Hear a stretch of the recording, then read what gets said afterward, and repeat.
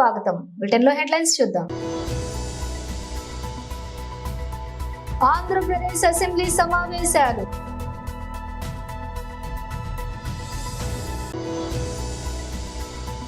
ప్రసంగం ముగిసిన తర్వాత గవర్నర్ కి వీడ్కోలు పలికిన ముఖ్యమంత్రి, మంత్రులు.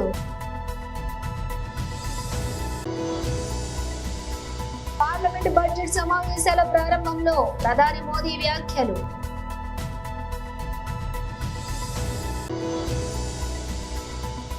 జగన్ భుజంపై చేయి వేసి మాట్లాడిన రఘురాజు. ఇద్దరి మధ్య జరిగిన సంభాషణ ఇదే. ఆంధ్రప్రదేశ్ అసెంబ్లీ సమావేశాలు. The unscientific bifurcation caused the state to inherit only 46% of the resources, financial loss on account of loss of Hyderabad city, disproportionate debt burden, loss of access to public institutions, loss of national institutions, Government of India PSUs, and institutions of higher learning, etc.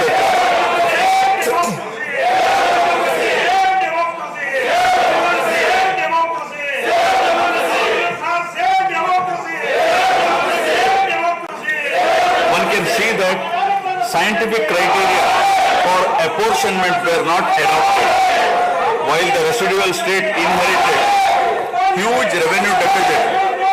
Debt was shared on population basis, assets on location basis, power sharing on consumption basis, and worst of all, educational institutions with no basis. All these factors led to the structural change in economy with reduction of service sectors from 51% to 44%. The per capita income too fell from 1,06,176 for the combined state to rupees 93,121 for AP. Notwithstanding the adverse impact of the state bifurcation and undaunted by challenges such as budgetary constraints, infrastructural deficiencies and unresolved issues, the government converted every crisis into an opportunity during the period 2014 to 19. The government had laid a solid foundation for a vibrant sunrise Andhra Pradesh. The then government focused on the inherent strengths of the successor state of Andhra Pradesh, its 974-kilometer coastline, providing opportunities for port-led development and requisite environment for manufacturing activities. The fertile river plains supporting agriculture and allied activities, the passing of 3 industrial corridors through the state, the rich natural and human resources.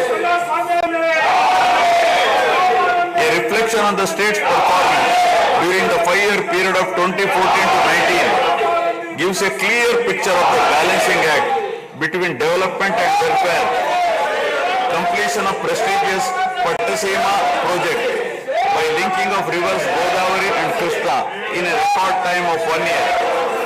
Completion of 72% of Polavaram project so that it could be made fully operational by 2021. Prioritization of other irrigation projects, drought proofing measures, real-time governance, development of Amaravati region through land pooling, construction of new secretariat and legislature building are a few examples worthy of mention. All the milestones achieved during 2014 to 19 were possible because of the visionary leadership of Sri Nara Chandrababu Naidu, the Honorable Chief Minister of Andhra Pradesh.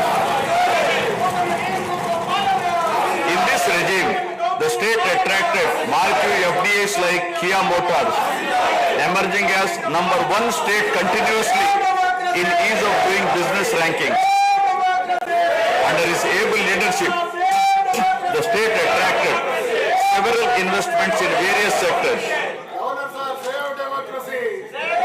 The government initiated development of Kakinada SEZ Port Bhavanapadu and Ramayapatnam ports, expanded airports and increased the state road network.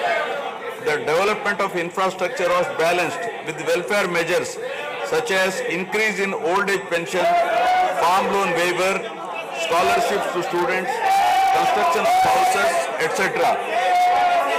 These development and welfare measures led to compound annual growth of 13.5% between 2014 to 19. While the state was set to take off on the path of high growth, the change of regime in 2019 again brought back the disturbing time for the nascent Andhra Pradesh. The state that already bore trend of bifurcation in 2014 was rather unfortunate to have witnessed yet another bigger debacle in the form of inept governance, where the people were threatened and officers demoralized.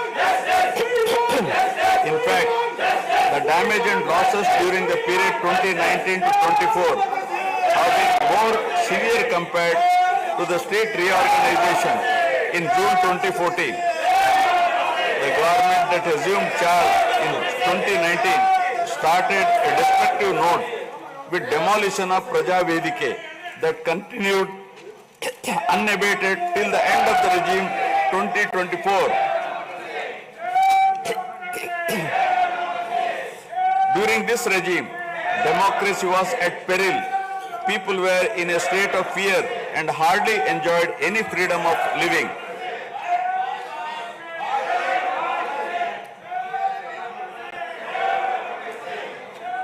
The regime revenge politics had severely hampered the state's prospects for prosperity and growth.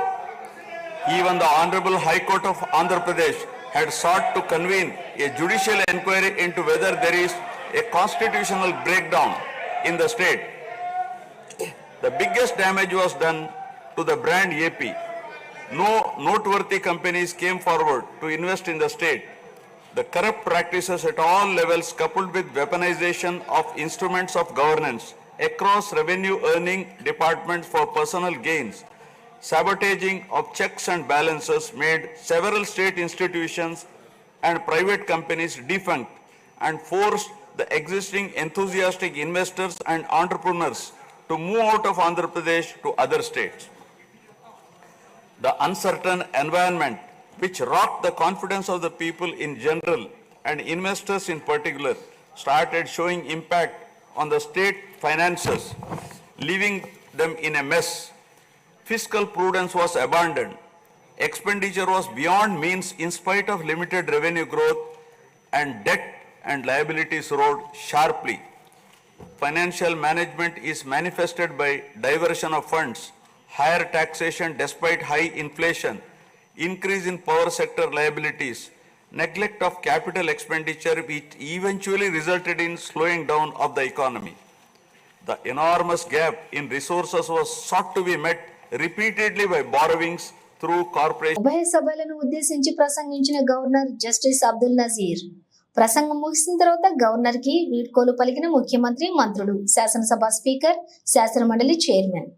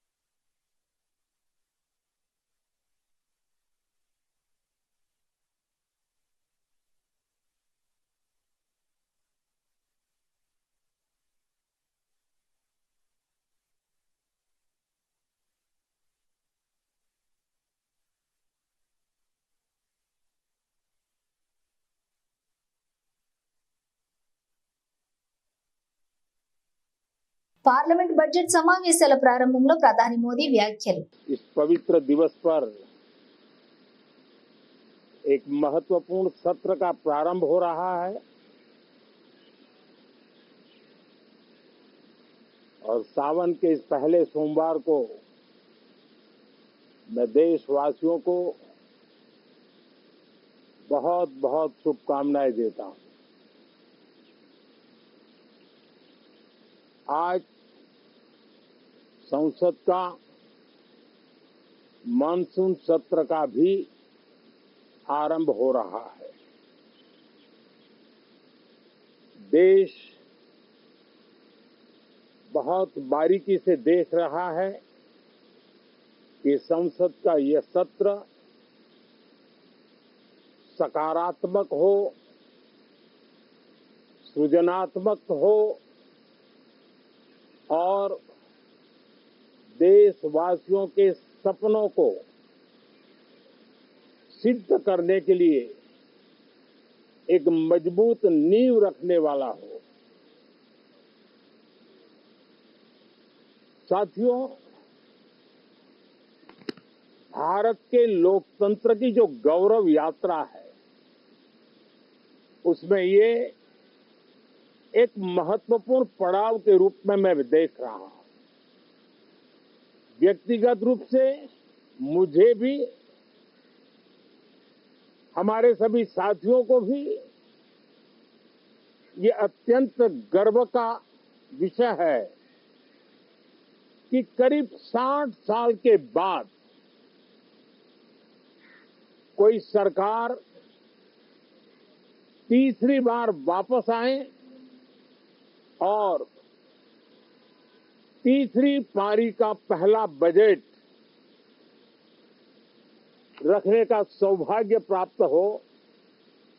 ये भारत के लोकतंत्र की गौरव यात्रा की अत्यंत गरिमापूर्ण घटना के रूप में देश इसे देख रहा है।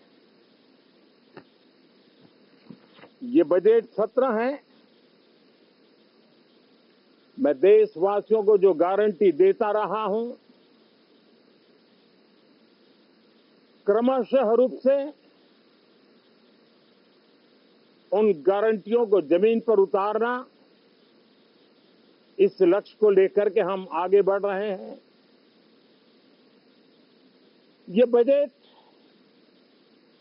अमृत काल का एक महत्वपूर्ण बजट है। हमें 5 साल का जो अवसर मिला है, आज का बजट हमारे उन 5 साल के कार्य की दिशा भी तय करेगा और ये बजट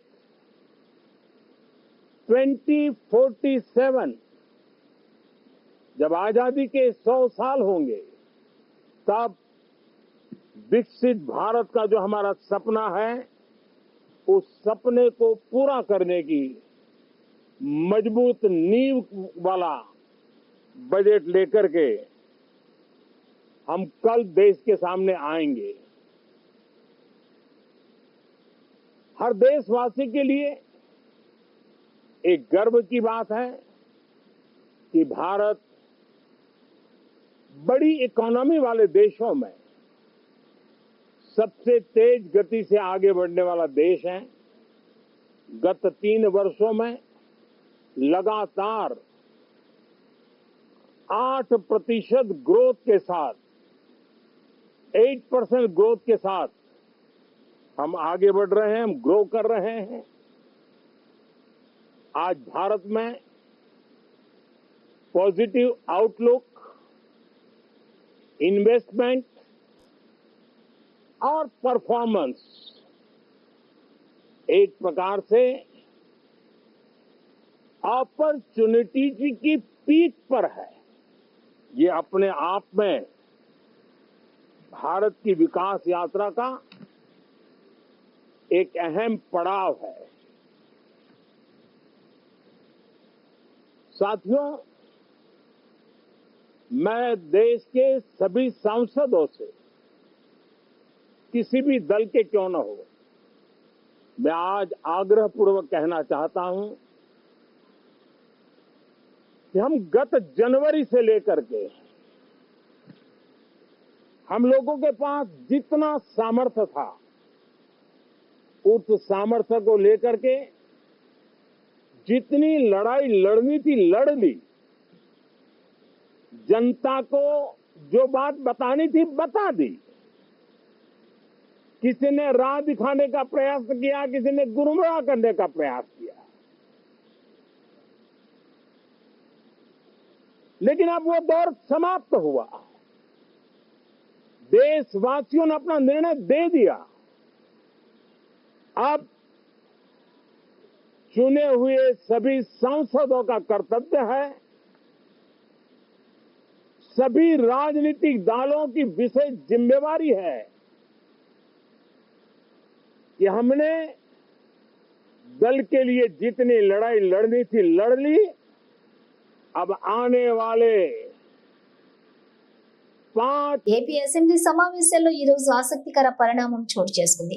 జగన్ పై ప్రతిరోజు విమర్శలు గుప్పించే టీడీపీ ఉండి ఎమ్మెల్యే రఘురామకృష్ణంరాజు ఆయనతో ముచ్చటించారు.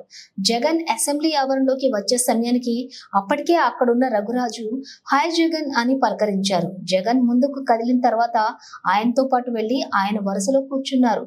కాసేపట్లో గవర్నర్ ప్రసంగం ప్రారంభమవుతుందనగా లేచి వెళ్లి జగన్ పక్కన రఘురాజు కూర్చున్నారు.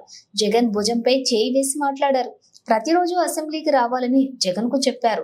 దీనికి సమాధానంగా జగన్ మాట్లాడుతూ రోజు అసెంబ్లీకి వస్తాను, మీరే చూస్తారని అన్నారు. ఈ విషయం బయటకు పొక్కటంతో మీడియా ప్రతినిధులు రఘురాజును అసెంబ్లీ లాబీల్లోకి పిలిపించారు. జగన్ తో ఏం మాట్లాడారని ప్రశ్నించారు. అసెంబ్లీకి ప్రతిరోజు రావాలని జగన్ కు చెప్పానని రఘురాజు మీడియాకు వివరించారు. అసెంబ్లీలో ప్రతిపక్షం లేకపోతే మజా ఏముంటుందని అన్నారు. ఇదే సమయంలో అసెంబ్లీ ఇన్నర్ లాబీలో వెళ్తున్న శాసనసభ వ్యవహారాల మంత్రి పయ్యావుల కేశవ్తో మాట్లాడుతూ అసెంబ్లీలో జగన్ పక్కనే తనకు సీటు కేటాయించాలని కోరారు. దీనికి సమాధానంగా అలాగేనని కేశవ్ నవ్వుతూ చెబుతూ అక్కడి నుంచి వెళ్లిపోయారు. టీమిండియా ఆల్రౌండర్ హార్దిక్ పాండ్యా గత కొన్నాళ్లుగా వార్తల్లో నిలుస్తున్నాడు. ముంబై ఇండియన్స్ జట్టుకు కెప్టెన్ గా ప్రకటించిన నాటి నుంచి అతడు ఇబ్బందికర పరిస్థితులను ఎదుర్కొంటున్నాడు. రోహిత్ శర్మ ఫ్యాన్స్ అతన్ని ఎగతాళి చేశారు. ఆ తర్వాత వ్యక్తిగత జీవితం కారణంగా కూడా వార్తల్లో నిలిచారు. తాజాగా టీ20 జట్టు కెప్టెన్సీ నుంచి పాండ్యాను తొలగించడం పెద్ద చర్చనీయాంశంగా మారింది. ప్రధాన కోచ్ గౌతమ్ గంభీర్, బీసీసీఐ సెలెక్టర్లు స్టార్ బ్యాటర్ సూర్యకుమార్ యాదవ్ కు ప్రాధాన్యత ఇచ్చి అతన్ని టీ20 జట్టు కెప్టెన్ గా ప్రకటించారు. అయితే హార్దిక్ పాండ్యాకు కెప్టెన్సీ తిరస్కరించడంపై కొందరు మాజీలు పెదవి విరుస్తున్నారు. ఈ జాబితాలో భారత మాజీ బ్యాటర్ సంజయ్ బంగర్ కూడా చేరిపోయారు. సచివాలయంలో ప్రభుత్వ సలహాదారునిగా ప్రమాణ స్వీకారం చేసిన గౌరవనీయులు శ్రీ కేశవరావు శుభాకాంక్షలు తెలిపి పుష్పగుచ్చం అందించిన కంటోన్మెంట్ శాసనసభ్యులు శ్రీ గణేష్.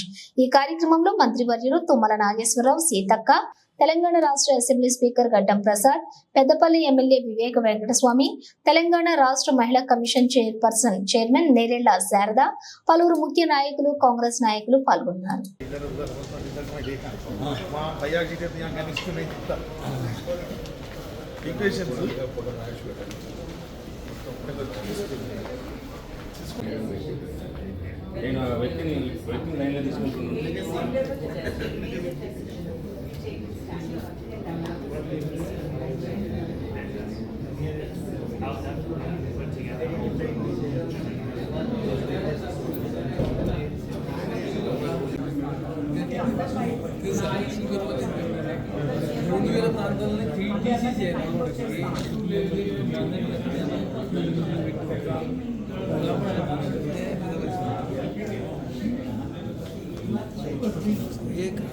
ఐఏఎస్ అధికారి స్మితా సబర్వాల్ పై రాచకొండ ఇబ్రహీంపట్నం పోలీస్ స్టేషన్ లో ఫిర్యాదు. వికలాంగులను అగౌరవపరిచిన స్మితా సబర్వాల్ చట్టపరమైన చర్యలు తీసుకోవాలంటూ రాచకొండ ఇబ్రహీంపట్నం పోలీస్ స్టేషన్ లో ఫిర్యాదు చేసిన వికలాంగుల హక్కుల పోరాట సమితి రాష్ట్ర అధ్యక్షులు జంగయ్యతో పాటు మరికొంతమంది వికలాంగులు. ఈ సందర్భంగా విహెచ్పిఎస్ రాష్ట్ర అధ్యక్షులు జంగయ్య మాట్లాడుతూ ఒక ఐఏఎస్ హోదాలో ఉండి వికలాంగుల పట్ల అనుచిత వ్యాఖ్యలు చేయడం ఎంతవరకు సమంజసమని ప్రశ్నించారు. దివ్యాంగులు ఐఏఎస్ పని చేయటానికి పనికిరారని, వారికి శారీరకంగా పని చేయలేరు అంటూ, ఫీల్డ్ విజిట్ చేయలేరు అంటూ వికలాంగుల పట్ల అవగౌరవపరచడం ఎంతవరకు సమంజసమని అన్నారు.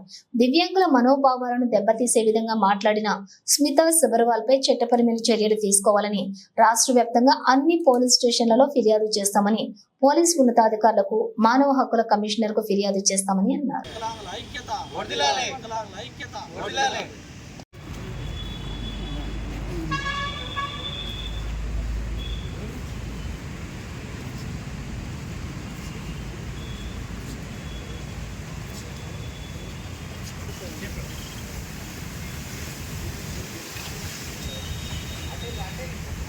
వికలాంగులను అగౌరవపరిచినటువంటి ఒక ఉన్నత పదవిలో ఉండి గత ప్రభుత్వంలో మరి ముఖ్యమంత్రి కేసీఆర్ గారి ప్రభుత్వంలో అతి కీలకంగా ఉన్న పోస్టులో ఉండి ఒక ఐఏఎస్ అధికారి వికలాంగులను అగౌరవపరచడం స్మితా సబర్వాల్కు మరి మంచిది కాదని మేము వికలాంగుల హక్కుల పోరాట సమితి హెచ్చరిస్తున్నాం.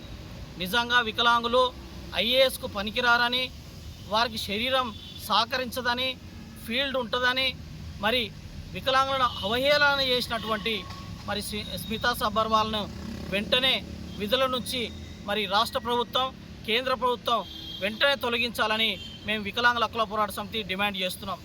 వికలాంగులకు కాళ్ళు లేనోళ్ళు, మరి కళ్ళు లేనోళ్ళు ఈరోజు కనీసం బయటికి వచ్చి సమాజంలో మేము ఇట్లా ఒకరిగా భావిస్తున్న క్రమంలో ఒక ఉన్నత పదవిలో ఉన్నటువంటి ఐఏఎస్ ఆఫీసర్ ఈ విధంగా వికలాంగులను కించపరచడం చాలా బాధాకరమైన విషయం. వెంటనే తన్ను సస్పెండ్ కాదు, వికలాంగులను అవమానపరిచినటువంటి వ్యక్తిని మరి టర్మినేషన్ చేయవలసిన అవసరం మరి రాష్ట్ర ప్రభుత్వానికి, మరి భారత ప్రభుత్వానికి ఉందని మేము హెచ్చరిస్తున్నాం. వికలాంగులను ఈరోజు మరి ఎంకరేజ్మెంట్ చేసేది పోయి ఈరోజు డిస్కరేజ్ చేయడం అనేది మేము మంచిది కాదు. వికలాంగులను వాళ్లకు శరీరానికి కాళ్ళు లేవు, వాళ్ళు ఐఏఎస్గా పనిచేయరు, వాళ్ళు ఫీల్డ్కి వెళ్ళరు, వాళ్ళు ఒక డాక్టర్లకి ఇట్లా పనిచేసే వృత్తిలో వాళ్ళు కొనసాగొద్దు. ఒక డాక్టర్గా వికలాంగుడు డాక్టర్గా మరి నైపుణ్యం ఉండి డాక్టర్గా పట్టా పొంది డాక్టర్ సేవలు చేస్తామన్న వికలాంగులు ఎంతోమంది ఉన్నారు.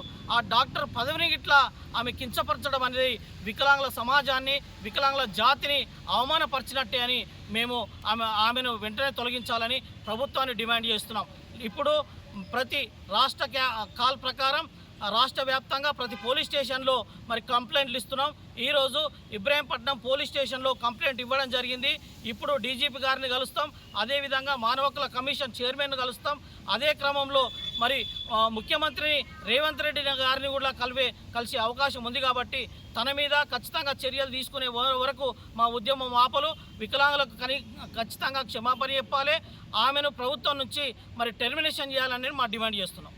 కుప్పం వేస్కో కార్యాలయంలో ఏర్పాటు చేసిన మీడియా సమావేశంలో ఏపీఎస్సీ DCL/SE సురేంద్ర నాయుడు మాట్లాడుతూ, కుప్పం నియోజకవర్గంలోని అన్ని సబ్ స్టేషన్లను వెరిఫై చేస్తున్నాం. అదేవిధంగా ప్రతి సబ్ స్టేషన్ కు ఇంటర్ లింకింగ్ లైన్లు ఏర్పాటు చేస్తామన్నారు.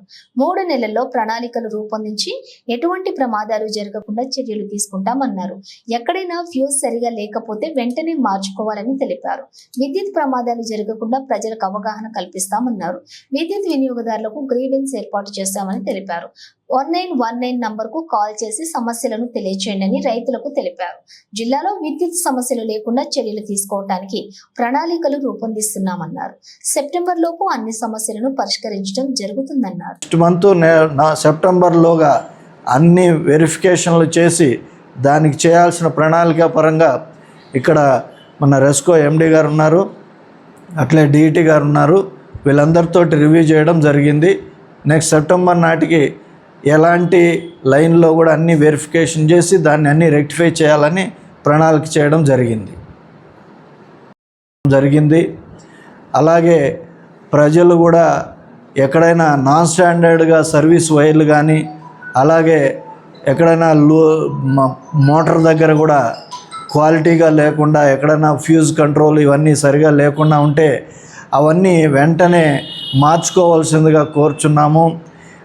ఎక్కడ యాక్సిడెంట్ అనేది జరగకూడదు, అలా ఒక ప్రాణం పోకూడదు అనే ఇదిలో భద్రతా చర్యలు తీసుకోవడానికి తగిన ప్రమాణాలతో ఉన్న ఎక్విప్మెంట్ కానీ, వాళ్ళు వాడవలసిన వైర్లు కానీ ఇవి మా విద్యుత్ సిబ్బంది అక్కడికి వెళ్ళినప్పుడు వాళ్ళని నిత్యము ఎడ్యుకేట్ చేస్తూ వాళ్ళకి మార్చడానికి, వాళ్ళకు తగిన భద్రతా చర్యలు వాళ్ళని తెలపడానికి ఆయా ఊర్లో కూడా విలేజెస్లో కూడా తగిన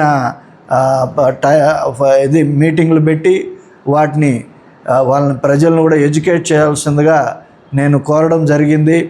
అలాగే ట్రాన్స్ఫార్మర్లు ఏదైనా కాలిపోయినా వెంటనే రీప్లేస్ చేయడానికి తగిన చర్యలు తీసుకోవడం జరిగింది. అలాగే ఒక సర్వీస్ అప్లై చేసినా, అలాగే విద్యుత్ సమస్యలు ఏ ఉన్నా కానీ ప్రతి సబ్స్టేషన్లో, జిల్లాలోని అన్ని సబ్స్టేషన్లో కూడా ఒక కన్జ్యూమర్స్కు గ్రీవెన్సీస్ రిజిస్టర్ అనేది పెట్టడం జరిగింది. దాంట్లో వాళ్ళ సమస్యలు నమోదు చేస్తే వెంటనే ఆ గ్రీవెన్సీస్ని వితిన్ టైంలో పరిష్కారం చేయవలసిందిగా అందరినీ ఆదేశించడం జరిగింది. 1912 అనేది కాల్ సెంటర్ అనేది జిల్లాలోని కంబైన్డ్ జిల్లాలో 1912 ఈ నెంబర్ కాల్ చేస్తే జిల్లాలో అన్ని చోట్ల ఏ సమస్యలు ఉన్నా సరే వాటిని ఇమ్మీడియట్గా పరిష్కారం చేయడం జరుగుతుంది. సమస్యలు అనేటివి లేకుండా చేయాలనే ఉద్దేశంతో ఒక ప్రణాళికాబద్ధంగా వెళ్తున్నాము. ఇక్కడ కూడా కుప్పంలో కూడా కాల్ సెంటర్ ఉంది. దాన్ని కూడా విద్యుత్ సమస్యలు ఉన్నప్పుడు. బులెటిన్ ముగించే ముందు హెడ్లైన్స్ మరోసారి. ఆంధ్రప్రదేశ్ అసెంబ్లీ సమావేశాలు.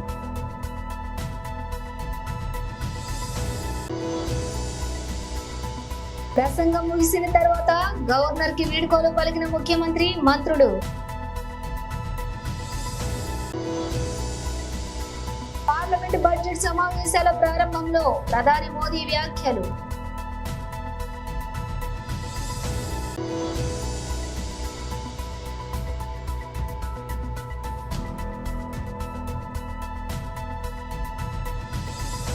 ఈ బులెటిన్ విశేషాలు మరో బులెటిన్తో మళ్ళీ కలుద్దాం.